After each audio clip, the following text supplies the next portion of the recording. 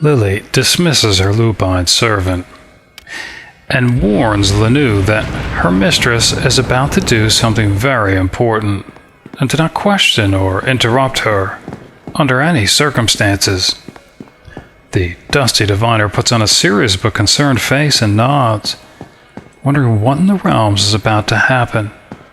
She offers to cast spells of protection or keep healing spells at the ready, whatever her mistress might need. Lily smiles sweetly. Motherly Linu. No, at least Lily hopes that won't be necessary. She need only help her mistress into her boots, and steady her if she falters. Oh, a smile returns to Linu's face, but now a bit confused, wondering why trying on shoes is such a serious undertaking. As before, Lily doesn't sense anything, and so she kneels and focuses her mind solely on the boots. Lily sees an older man, a wizard, with his familiar, a tiny dragon, a pseudo-dragon. He touches a stone on the wall, utters a password, and enters a room. It's his laboratory, but it's in the back of a tavern. A helmed horror guards the front door. Patrons hang cloaks on it. He uses a speaking tube and wizard's eye to talk with the staff while he works, consumed by a project, a powerful spell, a magical field for himself. He's glowing. He draws a blade across his palm, and it heals instantly. But its power relies on another wizard, another wizard's soul. Only his skull is left. It floats and talks incessantly, hampering his research, driving him mad, all alone in the back of the tavern.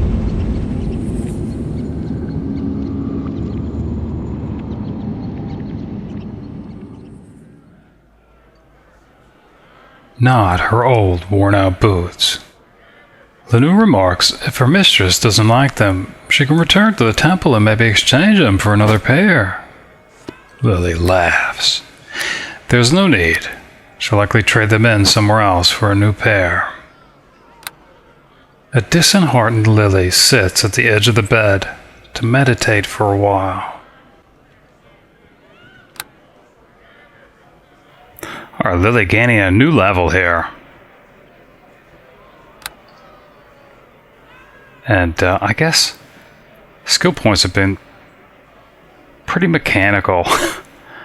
And it probably won't really change much. Just continuing to maximize these class skills. Spellcraft. Yeah. Lore. And I guess with her increased intelligence, probably be able to buy ranks in all three non-class skills. Appraise, Persuade, and hip swinging to avoid those attacks of opportunity. Alright.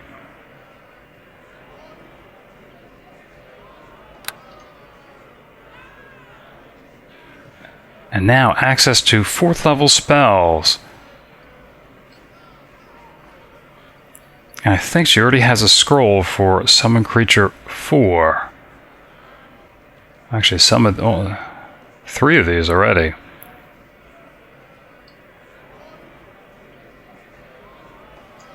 I think she just bought Phantasmal Killer. This'll be nice, I think. Isaac's Lesser Missile Storm.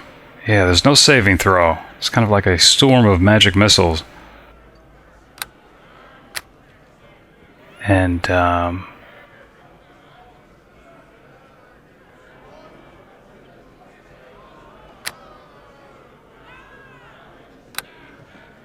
There's a few interesting options, but I think actually we'll just go with the utility of improved invisibility.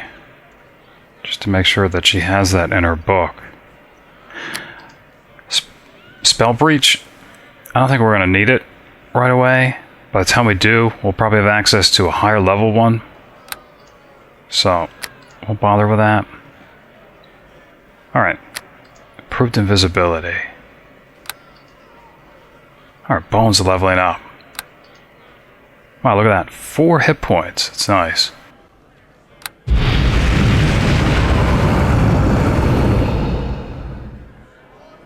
Lily's eyes widen in surprise when Linu takes out a new green cloak.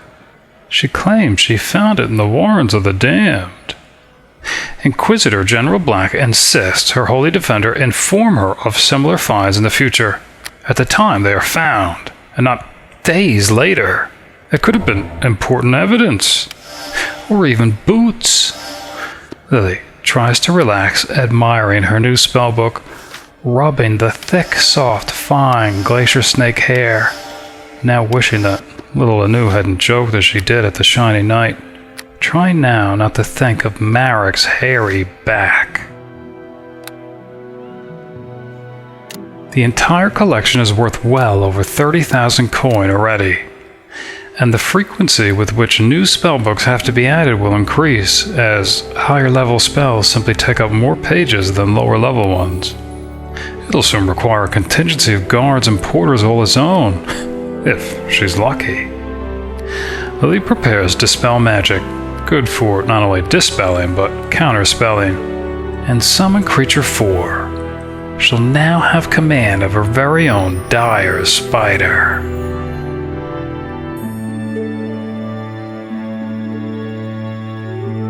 The ladies relax in the warm fluffy robes of the inn for the last time, laughing about the common horrors of the city, dirty-minded tyrants, pustule-lipped halflings, and hairy-backed dwarves.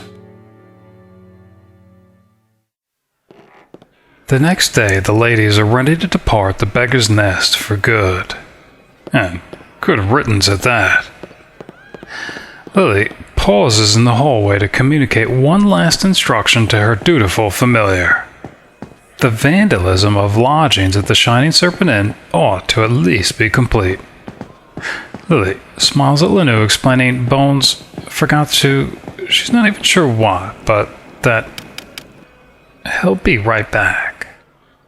Yeah, while Bones is busy destroying the last piece of furniture at the Shining Serpent Inn, I just wanted to explain some of the attack capabilities of Lily's new summon, the Dire Spider. It gets 2 leg attacks, if that's even what you call it, in addition to its bite, which of course threatens poison. Huge spider venom, which can sap as much as 24 points of strength within a single minute. Linu is impressed. Bones is so intelligent, though the feeling is not mutual. Little does the cleric in curls realize Bones is even more intelligent than her. Bonesy gets another curt pat for being such a diligent vandal, and more splinters pulled from his coat. Lily reminds Linu that intelligent masters call for intelligent servants. Most of the time. Lily carefully steps over the puddle of serpent spit, unsurprisingly still left from 3 days ago, and for the very last time.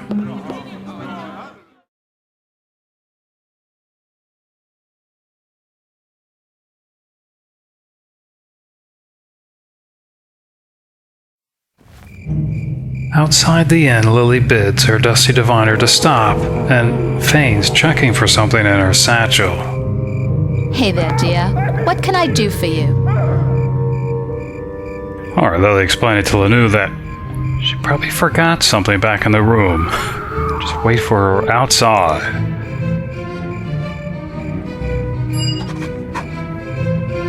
The Lady of Murder didn't forget. She never forgets.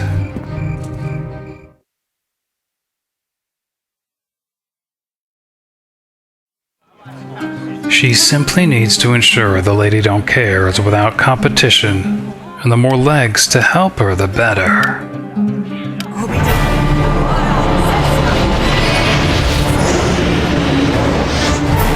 None are to be spared from Lilly's little beasties.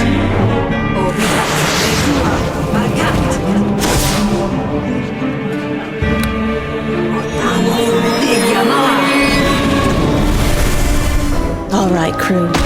Let's take them down.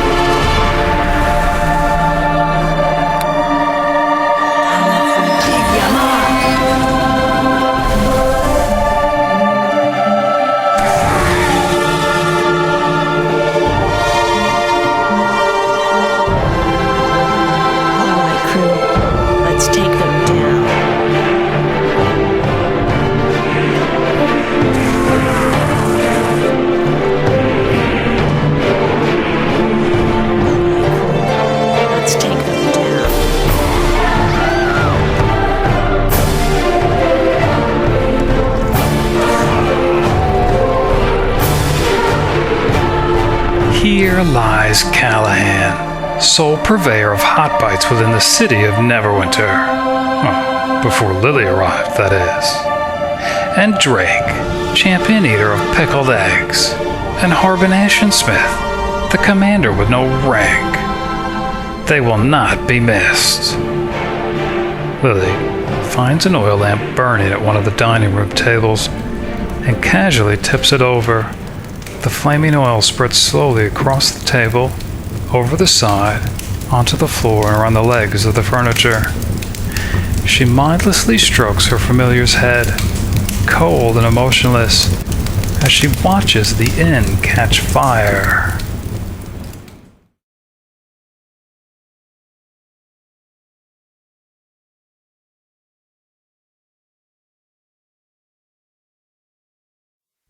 Lilly, fixing her hair, yells that they need to leave right away. I hoped that you would return, so I waited here. I've hardly damaged anything since you left. I thought you'd be proud. May I join with you once more, my friend? Alright, Lilly informing Linu that they're ready to leave finally. Linu can smell something. Cooking? Hot bites? But somehow they don't smell as delicious as before. She shrugs and closes her eyes as Lilly uses the stone.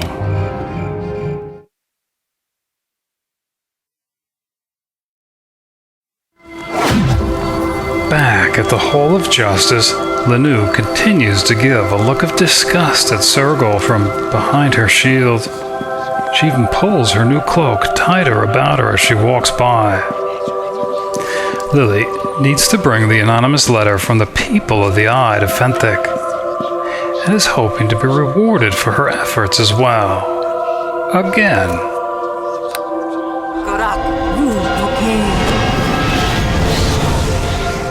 And no doubt Desther will object. Again. Lilly gives another inquisitive look to the nurse, but apparently Aribeth's kennel has been quiet as usual. Hello again, and well met as always. Is there something I may do for you? Alright, Lilly, showing Fenthick this letter. Let me see. The people of the Eye. A cult in Neverwinter's dark news indeed, especially one bent on preventing us from recovering the water Davian creatures. There's Desther. Before you launch a time-consuming investigation into some mysterious cult, Fenthick, you might want more evidence. For all we know, this note is a fake. Of course it's not a fake. So you claim, but we have only your word on that, Lilly. Maybe you plan to sell trinkets to ward off the evil magic of this imaginary cult. You would not be the first to exploit the panic for personal gain. Of course, that's not a bad idea. Perhaps the Lady Don't Care should sell trinkets. to ward against the plague. Enough, Desther. You have no right to make such accusations.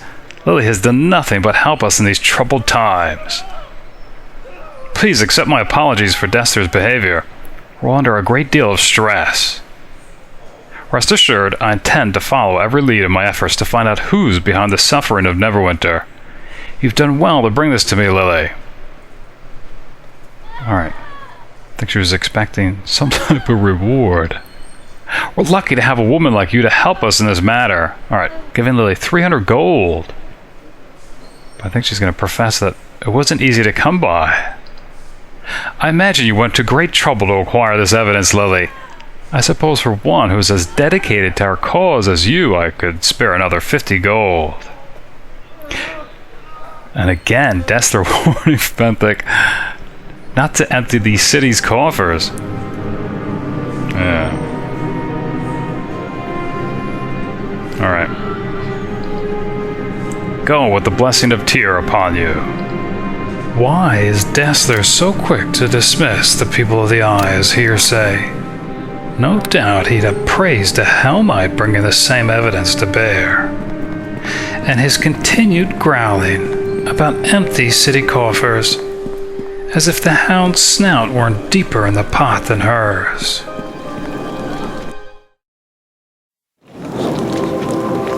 It's been 20 days and not one bit of gossip about the pup or the hound.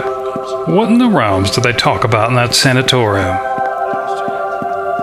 On the way out, Linu averts her eyes. She doesn't even want to see the halfling's disease-ridden lips.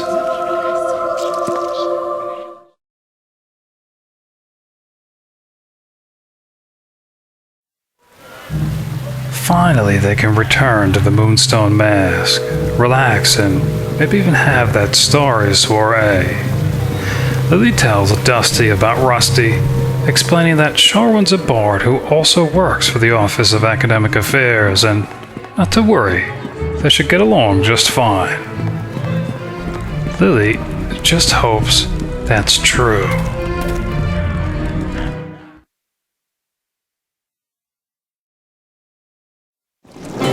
News spreads like wildfire. In the dining room, Lilly can hear patrons talking about the Shining Serpent Inn fire, how the inn's been burnt to the ground, and how everyone inside perished. They suspect the people of the Snake in retribution for killing their Yuan-Ti queen.